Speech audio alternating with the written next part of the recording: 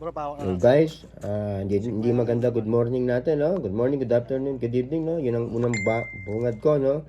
Pero ngayon, hindi gano'n, no?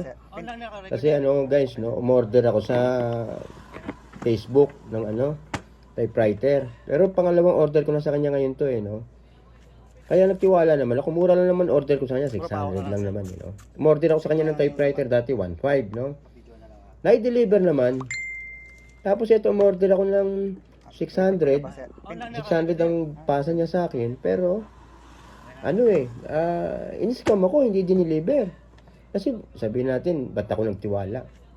Pinakita niya yung mukha niya sa akin, eh. Bro, pawak na lang, sir. Sino ba naman scammer na ipapakita mo yung mukha? Tapos, pangalawang deliver niya na sa akin, no? Unang deliver niya, 1.5 yung nakuha kong typewriter, nakarating naman. Diba? Kaya, hindi naman ako na-scam ng una. Itong pangalawa lang, scam siya. Pero hindi ko na chinek, no? Kasi 600 na naman, mababa lang naman yung binayad ko sa kanya, no? Tapos pinakita niya pa mukha niya. Oh, sino ngayon ang talo sa amin? Siguro, mas talo siya. Kasi pinakita mo mukha mo sa halagang 600. Buti na lang yung rider. Ang shipping ko, mabot ng 210 eh. Kaya lang, sa awa sa akin, binigay na lang 100 na lang ang siningil, no? Pero nag-uusap kami ngayon, paano namin matitrace yung tao. Kasi ang concern namin, bakit kami nag-vlog? Kasi baka manloko pa ulit ito, no? Baka makapanloko pa. Kaya namin ginagawa tong vlog na to. Kasi, hindi ko naman alam na mag-i-scam siya sa pangalawa. Sa una naman, 1.5 nakuha ko sa kanyang typewriter. Successful. Ngayon, 600 lang bigay niya. Pinatulang ko. Ayaw na pa-check. Ako naman, pumayag na hindi na pa-check kasi nga,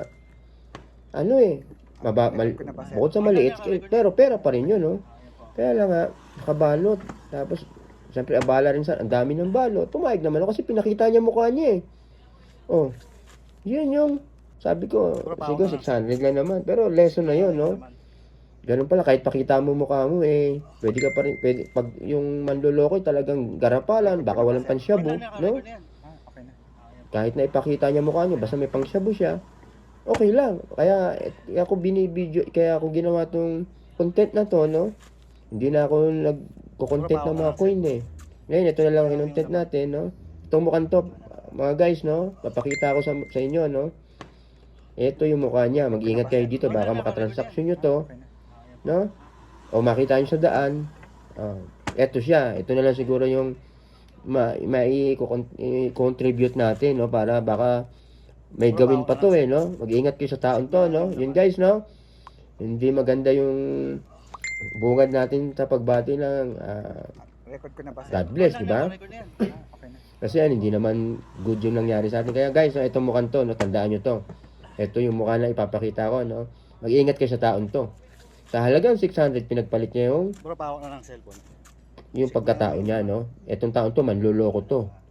May yung rider, dalawa kami, may testigo ako. At meron kami mga chat dito, no?